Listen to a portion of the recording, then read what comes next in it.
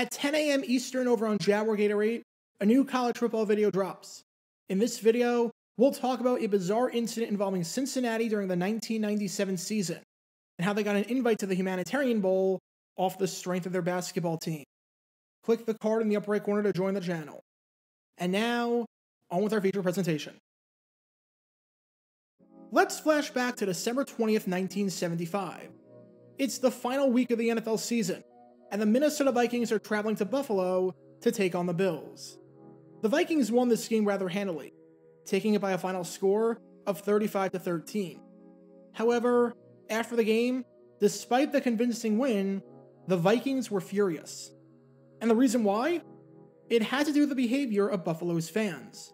Mainly, the fact that throughout the game, they decided to take target practice and pelt players on the Vikings with snowballs.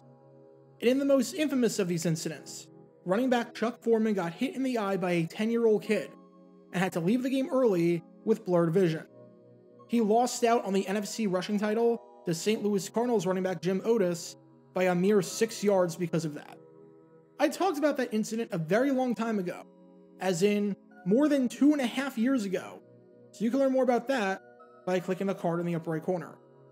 And you would think that this would be the last time that in a game between an AFC team and an NFC Central team, that a great running back looking to continue his great season in a winning effort, an inch closer to the rushing title, would get injured due to a fan hitting him with a projectile. You would think that something that specific wouldn't happen again, right? Well, in a 1980 game between the Houston Oilers and the Green Bay Packers, that's exactly what happened. The man you're watching right now is one of the greatest running backs of all time, the legendary Earl Campbell. And in a 1980 game against the Green Bay Packers, he was looking to keep up his incredible season. However, his quest for a piece of history came to a momentary and scary pause when a fan hit him with a beer bottle. And this is the story and the complete history behind what has to be the worst and ugliest moment of Earl Campbell's legendary career. Before I talk about the incident in question, we need some context to understand how the game was going, how Campbell was playing entering this game, and the fan who was dumb enough to throw the bottle in the first place. It's December 14th, 1980. It's week 15 of the NFL season. And as the year draws to a close, we have an interconference battle on our hands up at Lambeau Field on a cold 19-degree day that was 6 degrees with wind chill between the Houston Oilers and the Green Bay Packers. For the Packers, this is the last home game of the year for them in what has been an incredibly frustrating season, and that's putting it lightly. The Bart Starr experiment at head coach had not gone according to plan, and this year was yet another example of that, as this was a Green Bay team that could not take advantage of an extremely weak NFC Central, as they were 5-8-1 entering this contest, guaranteeing the fact that for the 8th straight season, they would be missing out on the playoffs, and would not be extending their season into January. However, for the Houston Oilers, this game was absolutely monumental. The battle for a playoff spot, and potentially the division title, was an absolute dogfight, as evidenced by the fact that when all was said and done, literally every single playoff team in the AFC finished with an identical record. The Oilers were sitting at 9-5, one game back of the Cleveland Browns for the division lead in the AFC Central, and just one game up on the final playoff spot. Houston had no room for error whatsoever. And the main reason why they were doing so well and were in the hunt to make the playoffs for the 3rd straight year was entirely because of this man right here, Earl Campbell. No disrespect to Browns quarterback Brian Sipe, but it is a crying shame that Campbell did not win the MVP in 1980, because he was single-handedly carrying the Oilers. Bum Phillips was an atrocious offensive coordinator and play caller, who had the most predictable game plan in the book. The passing game with an over-the-hill Ken Stabler, who threw 13 touchdowns and 28 interceptions, was a complete joke. And if the ball wasn't in Campbell's hands, they might have been the worst offense in all of football that year. But Earl Campbell was so good that none of that really mattered. Because through the first 14 games of the season, Campbell, coming off of 2 straight seasons where he won AP Offensive Player of the Year and led the league in rushing yards, and coming off of a 1979 season where he led the league in rushing touchdowns and was named the MVP, was picking up right where he left off. Through the first 14 games of the season, Campbell had 1,550 rushing yards on over 5 yards per carry, and was leading the league convincingly in rushing yards, as he was nearly 300 yards above Walter Payton of the Chicago Bears for the league lead. There was no doubt whatsoever as to who would win the rushing title for the third straight season. However, that still doesn't mean that there wasn't something from an individual standpoint for Campbell to play for, outside of the somewhat realistic but outside chance that he could become just the second player in NFL history, alongside O.J. Simpson, to run for 2,000 yards in a single season. As things stood, Campbell had 10 rushing touchdowns, which was one off of the league lead, which was shared at 11 by Detroit Lions running back Billy Sims, Dallas Cowboys running back Tony Dorsett, and Buffalo Bills running back Joe Cribbs. Campbell wanted to lead the league in rushing for the second straight year, and against a rather atrocious Green Bay run defense that had just allowed 267 rushing yards and 5 rushing touchdowns the previous week in a 61-7 loss to the Chicago Bears, allowed Walter Payton to average nearly 6 yards per carry and 3 rushing touchdowns, and was in the bottom quarter of the league in rushing yards allowed, rushing touchdowns allowed, and yards per carry allowed. This was definitely a great opportunity for Campbell to pad his stats and do just that.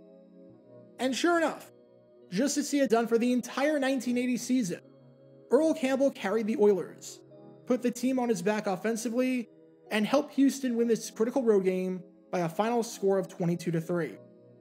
Of the 66 plays that the Oilers called that day, 36 of them were handoffs to Campbell, meaning that on average, for every 9 plays that the Oilers ran, 5 of them were a handoff directly to Campbell.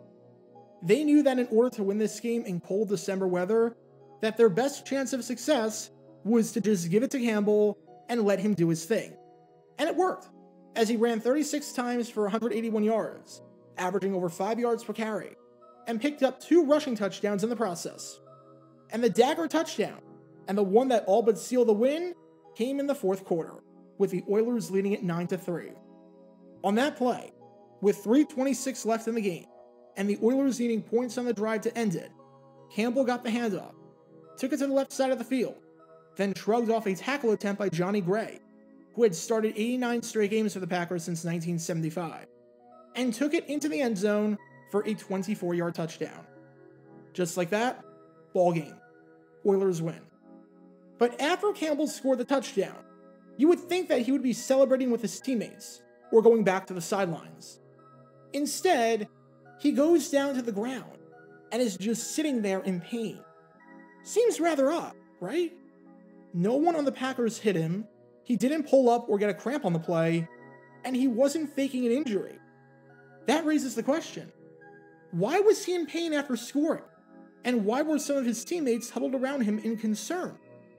Well, even though the broadcast footage doesn't show it, we do have some footage courtesy of NFL Films.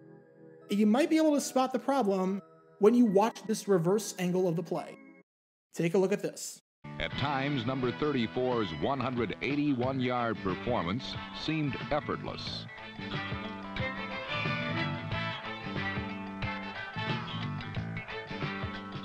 After facing playoff elimination 2 weeks ago, Houston's 22-3 win propelled the Oilers into a first-place tie in the AFC Central. Did you catch it? It might have been hard to tell, but if we zoom in and show it in slow motion, you might be able to make it out better. Because that is Earl Campbell getting hit with a beer bottle. Lambeau Field was having some serious trouble all day trying to contain fans, because this game was a perfect storm for drunkenness. Cold weather, a poor team in a losing effort, and the final home game of the season, so the last chance to vent your frustrations.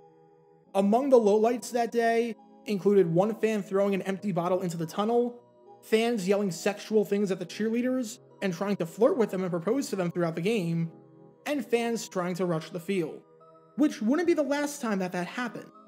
If you want to learn more about another disastrous incident in Lambeau Field history involving that, click the card in the upper right corner. But this was by far the worst and most notable of them, because on the surface, this had the potential to be Chuck Foreman 2.0. This was the best player in the NFL getting hit directly with a beer bottle, and not an empty beer bottle, I might add. This was a full beer bottle, and it led Campbell to go down to the ground, and led all of Houston to be concerned.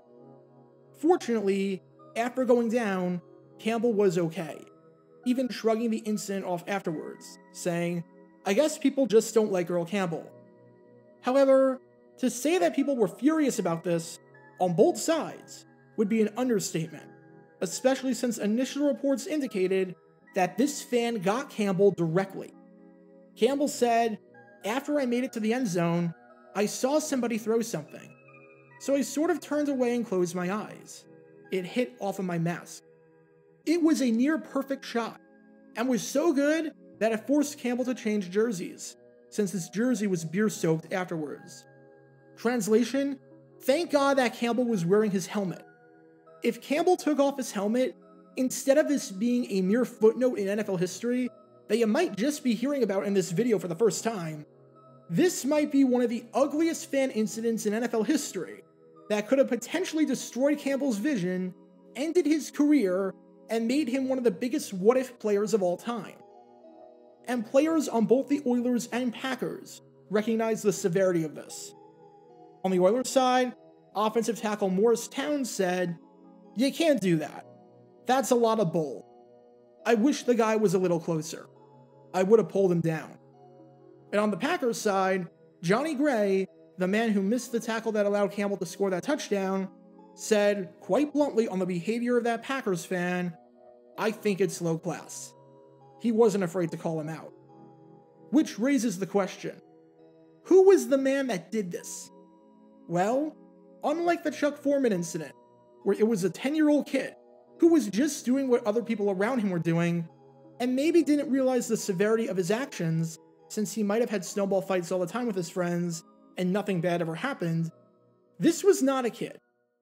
This was a 21-year-old man who was near the front row of the stadium by the name of Scott Grotback, who was subsequently arrested and spent the night in jail. And there was no doubt that it was him who threw it, as a detective said that there were 3 or 4 eyewitnesses. So it was very clear as to who the perpetrator was, especially since it was one singular fan who was engaged in bottle throwing. Now, this was not exactly Grotback's first incident with law enforcement, as he was quite the reckless person. In 1977, while he was still in high school, Grotback was fined $30 for making an improper turn in his car. You'd think that he would learn his lesson there, but not even a year later, he got involved in a car collision, leaving the victim, 22-year-old John A. Dubard, with bruises to his left leg. And you would think that he would learn his lesson there, but not even a year after that, he was fined another $30 for speeding. And you would think that he would learn his lesson there, but not even 18 months after that, he was fined another $30 for speeding. And you would think that he would learn his lesson there, but not even 6 months after that, he was fined $25 for breaking into the local swimming pool at Citizens Park and swimming in it after it was closed. And you would think that he would learn his lesson there, but 6 months after that, he was fined another $90 for illegally parking. In other words, even though we weren't dealing with a guy that was a massive danger to society by any means, we were dealing with a guy who was a rule breaker, who did not respect authority, and who was having trouble following the law that everyone else knew how to follow. And it's not exactly a surprise when you consider that for this incident on Earl Campbell, where he threw the beer bottle at him, that he had to pay a grand total of $0. Why?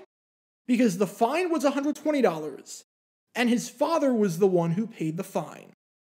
His father bailed him out. Way to teach accountability.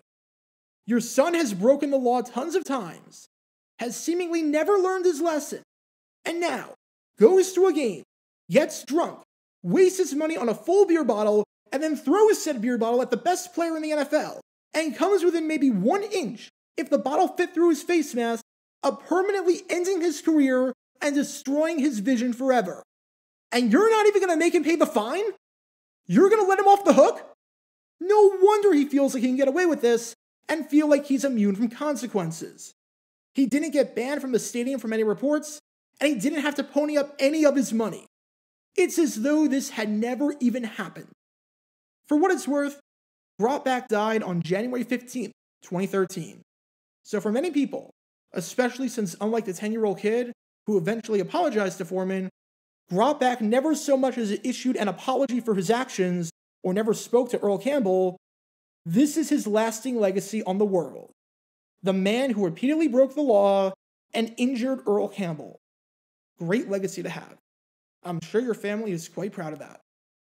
All I can say is thank God that Campbell was wearing his helmet and your aim wasn't 1 inch better. Because if that was the case, we're talking about one of the most disgusting moments in NFL history. Get your official Jaguar Gator 9 merchandise by going to jg9shop.com, and be sure to like this video, ring the notification bell, and subscribe down below if you haven't already, as it helps the channel out a lot. And be sure to check out Twitch every Wednesday night at 9 p.m. Eastern for your chance to play NFL trivia and win cash prizes. Link in the description below. If you want to see videos like this condensed down to 60 seconds, then follow me on TikTok at Jaguar Gator 9. To see college football videos, subscribe to Jaguar Gator 8. To see highlight videos of players throughout the history of the NFL, subscribe to JG9 Highlights. Also, special thanks to all of our Patreon supporters for helping out the channel. Your support is greatly appreciated. See how you can become a patron and request future video topics in the description below.